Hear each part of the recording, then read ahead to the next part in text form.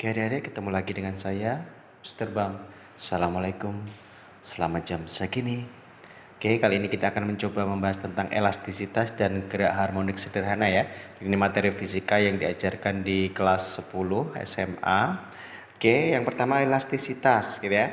Jadi elastisitas itu yang kita pelajari pertama kali adalah bahwa benda itu dibagi menjadi dua, gitu ya. Jadi benda itu dibagi menjadi dua, benda elastis dan benda plastis, gitu ya. Jadi kalau benda itu diberi gaya, kemudian gaya dilepas, maka bendanya bisa kembali ke posisi semula, itu namanya benda elastis. Sedangkan benda diberi gaya, kemudian kok tidak bisa kembali ke posisi semula, itu namanya benda plastis, gitu ya. Contohnya kayu yang ditarik dengan gaya sehingga patah, gitu ya. Kalau ada logam, kemudian ditarik dengan gaya, kemudian dilepaskan lagi kembali ke posisi semula, tidak terjadi kepatahan atau kerusakan, itu namanya elastis, gitu ya. Kemudian yang pertama, ini ketika saya punya logam, nih luas penampangnya A, yang panjangnya adalah L0. Ini L0, ini luas penampangnya adalah A. Kemudian bila saya tarik dengan gaya tertentu, hingga nanti dia akan bertambah panjang ya. Jangan bertambah panjang. Kira-kira panjangnya segini. Pertambahan panjangnya ini namanya delta L. Dari situ akan terjadi beberapa besaran baru ya. Yang pertama ada yang namanya tegangan. Tegangan itu simbolnya ini. Itu rumusnya adalah F dibagi A, gitu ya. Kemudian ada yang namanya regangan. Itu simbolnya E. Di mana regangan itu rumusnya adalah pertambahan panjang dibagi panjang mula, gitu ya. Jadi semisal ada soal gitu ya, sebuah logam yang panjangnya adalah 140 cm, kemudian memiliki luas penampang 2 mm persegi, kemudian ditarik dengan gaya sebesar 100 Newton, maka dia akan bertambah panjang 1 mm ya. Nah, dari situ berapakah modulus elastisnya gitu ya. Berapakah modulus elastisnya? Nah, dari rumus tegangan dan regangan ini kita bisa tarik besaran baru yang namanya modulus elastis atau modulus elastisitas atau modulus Young gitu ya. Di mana E itu adalah rumusnya tegangan dibagi regangan. Atau kalau kita kumpulkan nanti rumusnya F dibagi A dibagi delta L per L akan menjadi F kali L dibagi A kali delta L gitu ya. Ini kita masukkan ke sini. Ini kalau dirubah menjadi 1,4 meter ya. Ini 2 kali 10 pangkat min 6 meter persegi, ini 10 pangkat min 3 meter. Oke, ketika kita masukkan ke rumus-rumus di sini, oke, kita masukkan di sini ya. Jadi modulus elastisnya adalah F dikali L dibagi A kali delta L gitu ya. F-nya adalah 100 Newton dikalikan panjang mula-mulanya itu adalah 1,4 dibagi dengan luas penampangnya 2 kali 10 pangkat min 6. Pertambahan panjangnya 10 pangkat min 3 gitu ya. Ini akan ketemu ini 2 dengan 14 bisa dicoret menjadi 7 ya. 7 kali 10 pangkat ini min 9 naik jadi 9 ya. Ini 10 Newton per meter persegi, gitu ya. Jadi inilah modulus elastisnya, gitu ya. Modulus elastis atau modulus Youngnya, gitu ya. Oke. Kemudian yang dipelajari berikutnya adalah hukum Hooke.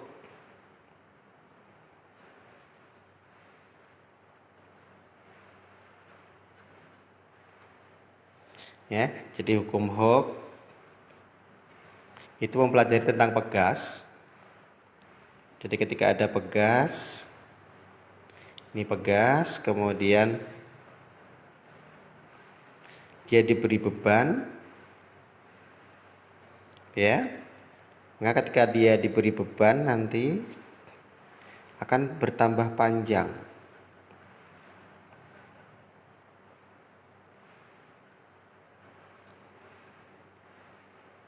Oke. Ini posisi mula-mulanya tadi. Ini di sini, kemudian ditarik sampai sini, ini timbul pertambahan panjang, kemudian pertambahan panjangnya itu delta X, gitu ya. Jadi pegas itu memiliki konstanta pegas menurut hukum Hooke, gitu ya. Pertambahan panjang pegas itu sebanding dengan gaya yang diberikan dan berbanding terbalik dengan konstanta pegasnya, gitu ya. Oke, ini persamaan yang kita gunakan nanti. Oke, jadi misalnya ada sebuah pegas yang memiliki konstanta pegas itu 100 Newton per meter, ditarik dengan gaya 20 Newton, gitu ya. Berapakah pertambahan panjang pegas tersebut, gitu ya. Jadi bisa kita tentukan di sini delta X sama dengan F dibagi K. Kemudian F-nya tadi adalah 20 dibagi 100. Jadi pertambahan panjangnya itu adalah 0,2 meter, gitu ya. Oke, begitu. Oke. Kemudian pegas itu bisa dirangkai-rangkai ya. Jadi ada rangkaian seri. Yang rangkaian seri itu sama seperti kita mengerjakan rangkaian biasanya. Seri itu begini tanpa cabang ya, lurus.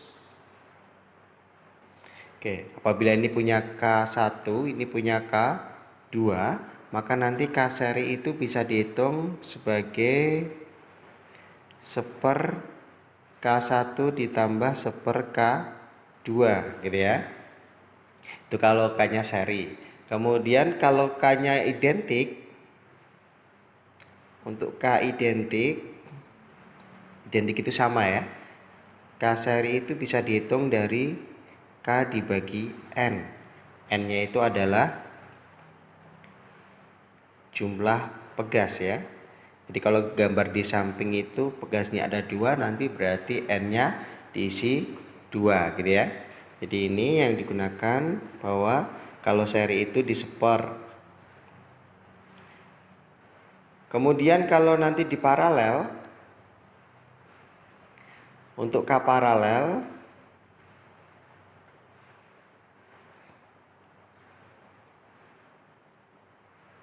nah ini kalau di paralel seperti ini K1, ini K2, gitu ya. Maka K paralelnya itu adalah K1 ditambah K2, gitu ya. Untuk K identik atau sama, gitu ya, K paralelnya itu bisa dihitung dari K dikalikan N. Jadi kalau tadi seri itu dibagi, kalau di paralel itu dikalikan, gitu ya. Oke, nanti rumus-rumus yang kita gunakan untuk menyelesaikan permasalahan-permasalahan pada hukum Hooke ya. Jadi tugasnya biasanya dirangkai-rangkai gitu. Jadi contohnya, oke, misalnya ada rangkaian pegas seperti ini. Ini ada pegas K1 sama dengan 250 Newton per meter. Ini ada K2 sama 250 Newton per meter. Kemudian digabung dengan satu pegas, dirangkai seri seperti ini. Ini K3, itu misalnya ini 500 Newton per meter. Kemudian ditarik atau dikasih beban ya, dikasih beban di sini. Bebannya adalah 25 kg ya. Nanti akan bertambah panjang.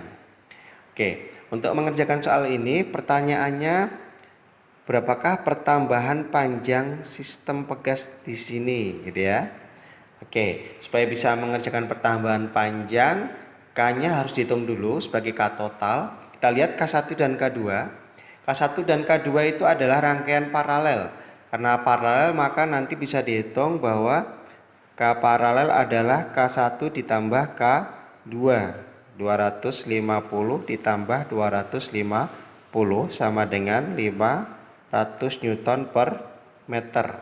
Kemudian K paralel ini digabungkan dengan K3, di mana K paralel dan K3 ini adalah rangkaian seri.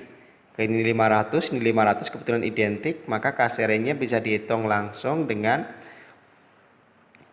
500 dibagi 2 karena ada 2 pegas ya. Jadi 250 Newton per meter. Ini adalah K totalnya ya. K total atau K pengganti, kadang dipanggilnya seperti itu. Kemudian ini ada 25 kg, maka akan muncul gaya berat di sini. Gaya beratnya adalah otomatis 250 Newton. Dari W itu adalah massa kali gravitasi gitu ya. Sehingga nanti pertambahan panjangnya berapa? Pertambahan panjangnya adalah F dibagi K total gitu ya. Atau K pengganti. F-nya itu adalah 250 dibagi dengan 250, tambah panjang 1 meter.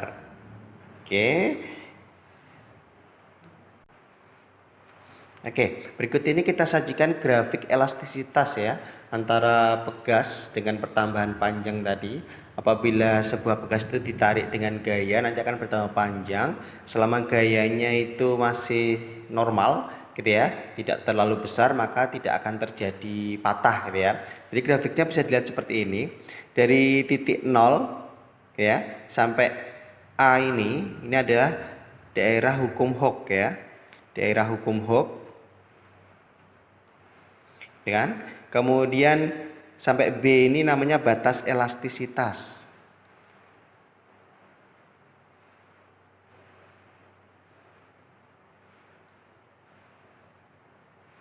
Jadi batas elastis, di mana titik C ini adalah titik tekuk. Nah, di titik D ini di mana gayanya terlalu besar sehingga akan menjadikan bendanya nanti akan patah gitu ya. Namanya titik patah. Oke, dari situ akan sering ditanyakan nanti untuk permasalahan soal-soal elastisitas hanya menggunakan grafik gitu ya. Jadi misalnya ada sebuah soal begini, ada sebuah pegas diberi gaya, kemudian hasil percobaannya itu disajikan pada gambar berikut ini, gambar grafik berikut ini. Jika F-nya itu dalam Newton, kemudian delta X-nya ini dalam sentimeter, kemudian ada grafiknya seperti ini. Di sini ada angka, misalnya di sini angkanya adalah 40 Newton, di sini adalah 2 cm gitu ya. Maka berapakah berapakah konstanta pegasnya gitu. Oke. Jadi K itu adalah F dibagi delta X gitu ya. Dimana F-nya itu adalah angka yang di situ 40 dibagi dengan 2 cm ya. Dijadikan meter 10 pangkat min 2. Oke, sehingga ini naik jadi 4000 dibagi 2, K-nya berarti 2000 Newton per meter. Oke, berikutnya periode dan frekuensi pada pegas gitu ya. Jadi pada pegas itu ketika kita lepaskan gayanya nanti akan terjadi osilasi juga, sehingga akan membentuk periodenya gitu ya. Jadi ini pegas tadi diberi bebannya adalah M, maka periode pegasnya dihitung dari 2pi kali M per K gitu ya.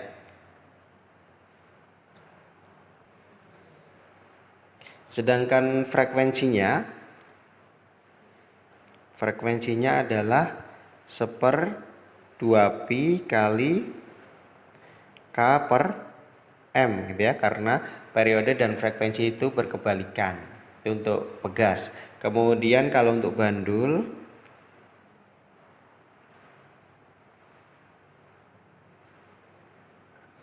yang panjangnya L, bila dia disimpangkan kemudian dilepaskan, dia akan berosilasi gitu ya, bergerak harmonik. Periodenya juga bisa dihitung dari 2pi kali akar L per G. Kemudian kalau frekuensinya itu dihitung dari 1/2pi kali akar G per L. Sama ya, kebalikan. Jadi kalau periode itu adalah seperfrekuensi atau frekuensi itu sama dengan periode gitu ya. Jadi T itu periode dalam sekon ya. Kemudian F-nya itu adalah frekuensi. Frekuensi itu dalam hertz gitu ya. Oke, kemudian ketika pegas tadi itu disimpangkan atau diberi gaya, itu juga akan mengalami yang namanya energi potensial pegas ya. Jadi ini misalnya ada sebuah pegas, kemudian diberi beban atau diberi gaya, dia akan bertambah panjang ya. Jadi ini posisi mula-mulanya di sini. Ini posisi normalnya ya. Kemudian ketika diberi beban, maka dia akan bertambah panjang ya. Kemudian ketika dilepaskan dia akan kembali lagi bergerak bolak-balik gitu ya, bergerak harmonik namanya. Jadi bolak-balik gitu. Ini posisi maksimal, ditarik maksimal tadi bebannya. Ini ketika dilepas dia akan bergerak osilasi memampat ya. Oke. Ini namanya delta X. Ini juga delta X ya. Besarnya sama itu antara yang atas dengan yang bawah. Nah, yang perlu kita pahami di sini ada energi potensial pegas. Energi potensial pegas itu adalah setengah kali K kali delta X kuadrat gitu ya. Kemudian ada juga energi kinetik pegas karena dia bergerak dengan kecepatan tertentu, rumusnya setengah kali M kali V kuadrat gitu ya. Kemudian yang perlu kita pahami adalah di titik paling bawah ini. Di titik paling bawah ini adalah EP-nya maksimum ya. Karena delta X-nya dia ditarik sedikit sampai mentok di sini paling besar. Di sini EP-nya maksimum, tetapi EK-nya 0 ya. Karena di sini diam, kemudian dia dilepas gitu ya. Ketika dilepas dia mulai bergerak ke atas gitu ya. Di posisi paling tengah ini, di posisi normalnya tadi itu dia akan memiliki EK-nya maksimum. Tetapi EP-nya menjadi 0 ya, karena dia tidak ada pertambahan panjang di posisi normal ini. Tapi ketika dia mulai naik ke atas lagi, dia akan menuju ke EP maksimum di sini ya. Kemudian EP maksimum, tetapi sama tadi EK-nya di sini kembali nol karena diam, kemudian dia mencoba membalik lagi, jadi bolak-balik begitu. Jadi itu yang namanya energi potensial pegas dan energi kinetik pegas. Kemudian energi mekanik seperti biasa, bahwa energi mekanik itu adalah energi potensial ditambah dengan energi kinetik, di mana di setiap titik ini pegas ini memiliki energi mekanik yang selalu tetap gitu ya. Oke, berikutnya adalah gerak harmonik sederhana. Jadi pegasnya ketika tadi kita lepas itu akan bergerak bolak-balik gitu ya. Itu akan membentuk gerakan yang harmonik tapi sangat sederhana gitu ya. Di mana persamaan gerak harmonik sederhananya itu adalah Y sama dengan A kali sin theta gitu ya. Di mana Y itu adalah simpangan. Ya, rumus umumnya ini rumus paling dasar. Y itu adalah simpangan. Jadi kalau kita tarik ke bawah dengan gaya tadi itu bisa dikatakan disimpangkan gitu ya. Jadi simpangan itu satunya boleh meter atau sentimeter juga ya. Kemudian A itu adalah amplitudo. Amplitudo itu adalah simpangan terjauh ya. M atau sentimeter juga ya, meter atau sentimeter juga. Kemudian theta itu adalah sudut fase. Oke, sudut fase. Di mana sudut fasenya itu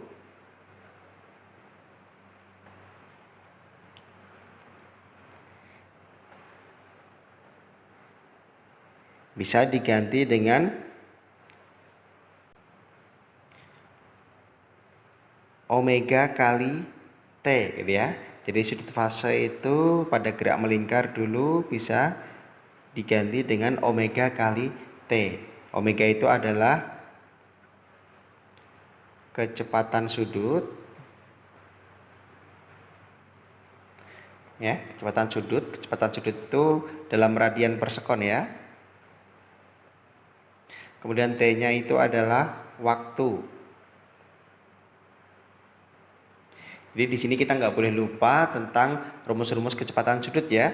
Jadi kalau dulu kecepatan sudut itu bisa dirumuskan sebagai 2pi kali frekuensi ya pada gerak melingkar, atau kecepatan sudut juga boleh dirumuskan sebagai 2pi dibagi periode. Oke, gitu ya.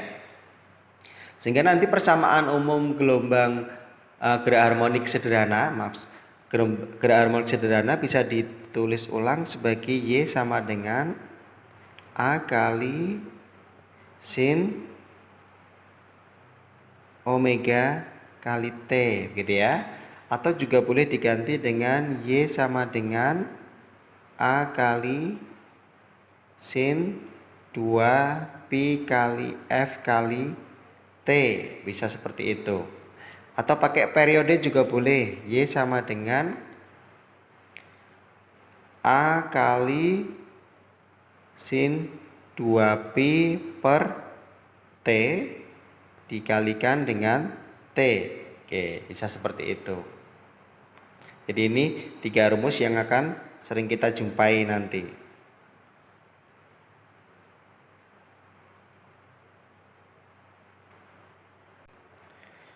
Kemudian dari simpangan itu bisa kita rubah ke persamaan kecepatan ya. Jadi persamaan simpangan tadi Y sama dengan A sin omega kali T gitu ya misalnya ya. Jadi kecepatan itu simbolnya adalah V. Kecepatan itu adalah turunan dari simpangan terhadap waktu gitu ya. Jadi kalau kita lihat dari persamaan itu kita bisa turunkan bahwa D kali A kali sin omega T diturunkan terhadap waktu. Hasilnya adalah ini omeganya turun. Omega kali A turunan dari sin adalah cos ya. Cos omega T gitu ya. Jadi ini adalah persamaan kecepatan. Oke, kemudian kalau persamaan percepatannya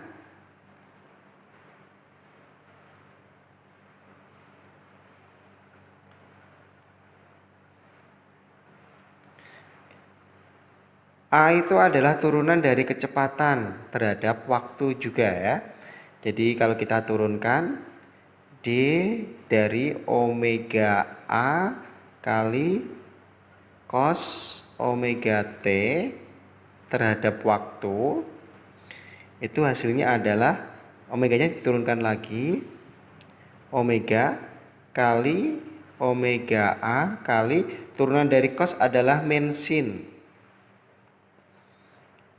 omega T gitu ya. Atau kalau kita ringkas menjadi min-nya ditaruh paling depan, min omega kuadrat kali A kali sin omega T. Itu adalah persamaan percepatannya gitu ya.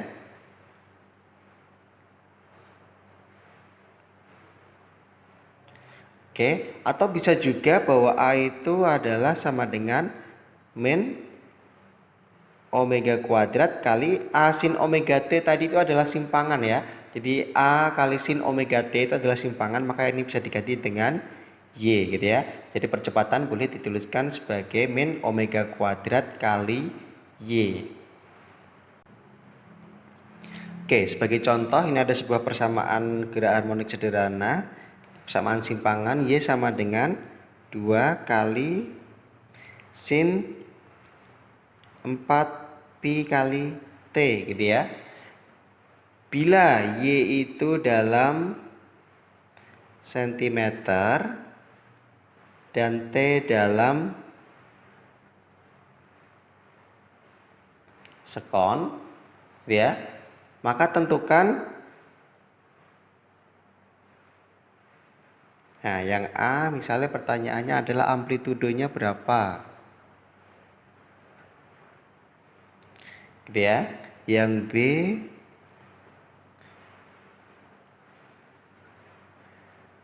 kecepatan sudutnya berapa ya. Kemudian yang C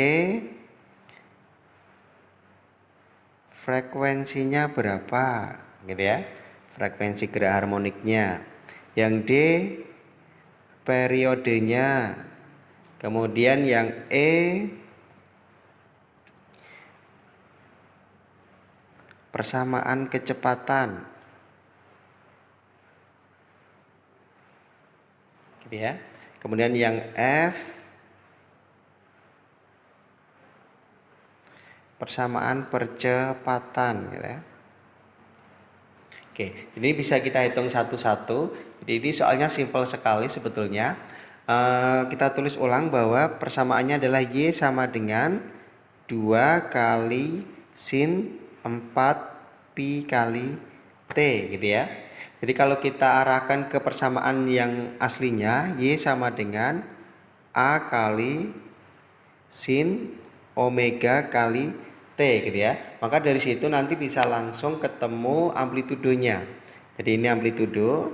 Oke, jadi pertanyaan yang A bisa langsung ketemu bahwa amplitudonya itu adalah 2. Satuannya apa? Ngikut di soalnya. Kalau dalam senti maka kita ngikuti ini dalam senti.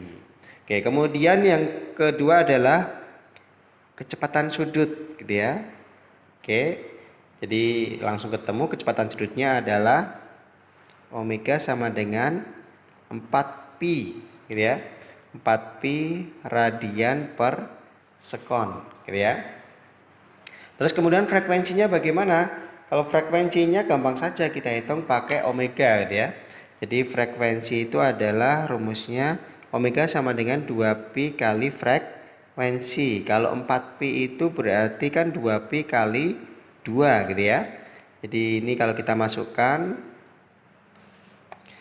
ini 4 pi sama dengan 2 pi kali frekuensi, maka frekuensinya sama dengan 2 Hz gitu ya. Jadi frekuensinya sama dengan 2 Hz. Untuk periodenya ya kita pakai hubungan antara frekuensi dan periode itu berkebalikan saja. Jadi bahwa periode itu adalah seper frekuensi sama dengan 1/2 sekon gitu ya. Nah, terus kemudian untuk persamaan kecepatannya bagaimana? Kita turunkan saja.